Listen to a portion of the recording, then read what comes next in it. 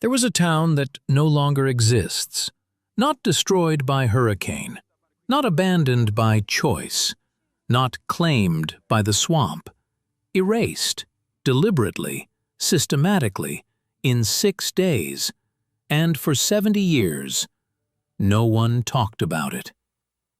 January 1923, Rosewood, Florida.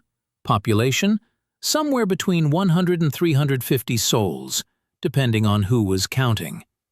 Pine forests thick as secrets, dirt roads that turned to red mud when it rained, wood frame houses that smelled of turpentine and home cooking. If you had driven through that sunrise morning, you would have seen chimney smoke curling into winter air, heard children's laughter before school, watched men heading to the sawmill, lunch pails in hand. Normal, peaceful, alive. What you wouldn't have seen was the clock already ticking. Rosewood wasn't rich, but it was theirs. 2 churches, a school, a Masonic hall, a baseball team that could hold its own against any town twice its size. Black families who owned their land outright, a rarity in the Jim Crow South, a quiet defiance. Sarah Carrier ran a boarding house. Sam Carter hauled wood and knew every back road for 50 miles. Sylvester Carrier, her son, had fought in World War I, came back wearing his uniform with pride that made some white folks uncomfortable. Because here's what you need to understand. In 1923 Florida, a prosperous black town wasn't just unusual. To some people, it was unacceptable. The children playing in that morning light had no idea they were living in a target. January 1st, 1923. A white woman in nearby Sumner, Fannie Taylor, claimed she'd been attacked by a black man. That's all it took. One accusation. No evidence, no witnesses, just a white woman's word in a place and time when that word was law, jury, and executioner combined. The truth? We'll never know for certain what happened in that house. Some said her lover had beaten her, and she invented the story to cover it up. Some said nothing happened at all. But in 1920s Florida, truth wasn't the point. The accusation was the verdict. By afternoon, men started gathering. Not lawmen, not investigators, a mob. They came from Sumner, from Otter Creek, from towns whose names are still on maps, men in work clothes and hunting boots, carrying weapons that weren't for hunting animals. They had one destination, Rosewood. Aaron Carrier, who'd done nothing, knew nothing, had been working all day, was stopped on the road. They demanded answers he didn't have. When he couldn't give them, they hung him from a tree. The first killing, not the last. The sun went down on January 1st with blood already spilled, and the mob was just getting started. Word spread like wildfire through white communities. There's a black man hiding in Rosewood. More men joined. Dozens became hundreds. They moved through the pine darkness, lanterns swinging like malevolent fireflies. This wasn't justice. This was hunting season, and an entire town had become the prey. Sam Carter, who knew those woods better than anyone, was taken from his home. They tortured him, yes, tortured him, trying to make him reveal where the fugitive was hiding. There was no fugitive. There never had been. Sam Carter died not knowing why. Died for a crime that never happened.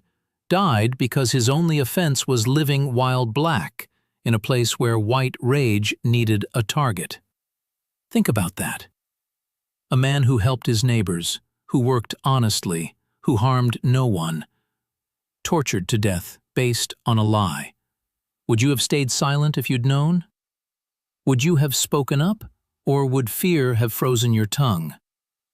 January 4th. The mob reached Sarah Carrier's house. Inside, Sarah, her children, her grandchildren, and Sylvester, the war veteran who'd seen hell in France and survived. He wouldn't run from American terrorists. They surrounded the house, demanded entry, demanded blood. Sylvester Carrier fired first. He killed 2 white men standing on his mother's porch.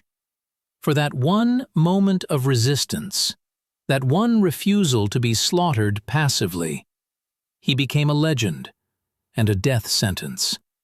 The mob opened fire. Hundreds of bullets shredded the wooden walls. Inside, in the chaos and smoke and screaming, Sarah Carrier fell, shot dead defending her home. She was protecting her grandchildren. The youngest was hiding under the bed, trembling, listening to her grandmother's last breath. Outside, the mob was just warming up. Fire! That's what they used when bullets weren't enough. House by house, building by building, the church, the school, homes where babies slept and families prayed. Torched. The night sky turned orange, smoke so thick it choked the stars, embers floating like hellish snow. People fled into the swamps with nothing, no shoes, no coats. Children carried on backs through freezing water, parents praying the gators would be kinder than the men with torches. Some hid in the woods for days, no food, no shelter, listening to their town die. Imagine running from the only home you've ever known. Imagine watching everything you built burn while men laugh and reload. Imagine your children asking why and having no answer that makes sense. Not everyone could run. Some were too old, too young, too sick. And the trains became arcs in a flood of fire. 2 white train conductors, John and William Bryce, did something extraordinary. They stopped their trains, opened the doors, told Rosewood survivors, "Get on, now!" They saved dozens of lives by breaking every social code of Jim Crow Florida. They could have been killed for it. They did it anyway. In the darkest hours there were lights, small lights, fragile lights, but not enough to save everyone. Picture it. Families boarding in absolute silence. No goodbyes to neighbors already dead. No time to grab photographs, heirlooms, proof they'd ever existed. Just survival. The train pulled away from Rosewood carrying refugees, not passengers. They looked back at smoke columns marking the grave of their community. Many never spoke of Rosewood again. The trauma too deep, the loss too complete.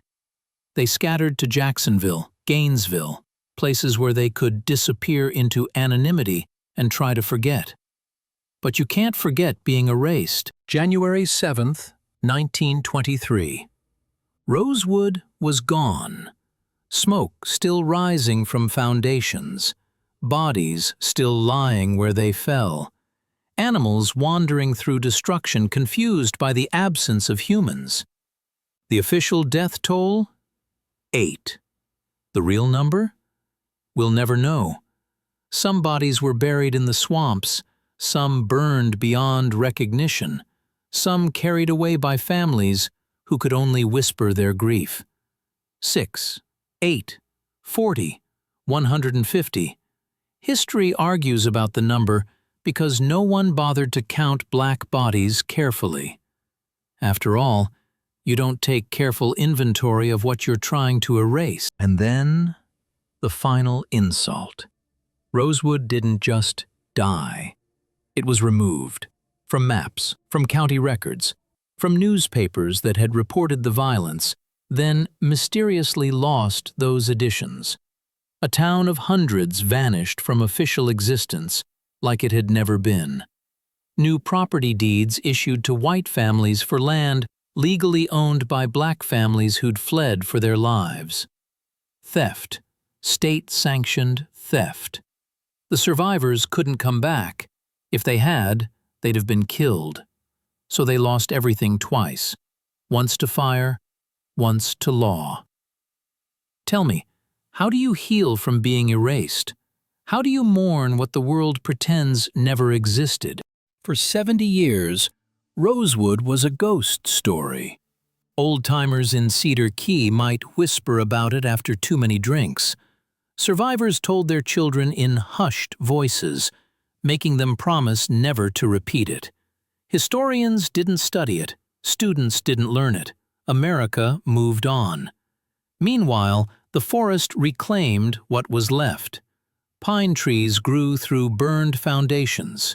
Vines covered the schoolhouse steps where children once learned their ABCs.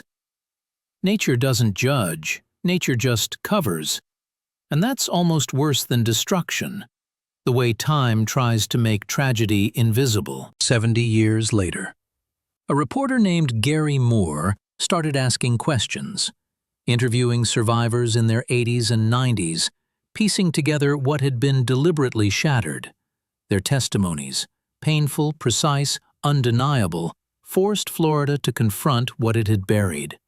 A historical marker was placed on State Road 24. Small, insufficient, but there.